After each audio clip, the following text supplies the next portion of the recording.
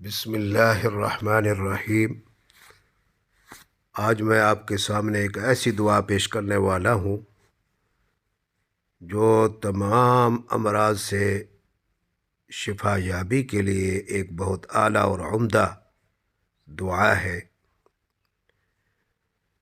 اور بہت مجرب اور مفید ہے۔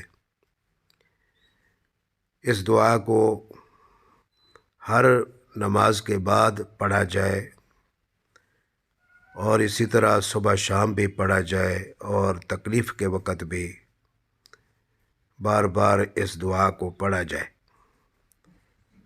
دعا کے الفاظ و کلمات یہ ہیں: بسم اللہ اعوذ باللہ وقدرتہ من شر ما اجد واحاذر۔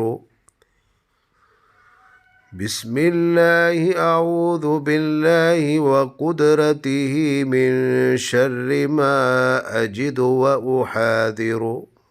ترجمہ: اللہ کے نام سے شروع کرتا ہوں اور میں پناہ چاہتا ہوں اللہ کی اور اس کی قدرت کی، اس تکلیف کی برائی سے جو میں پاتا ہوں اور جس کا اندیشہ کرتا ہوں۔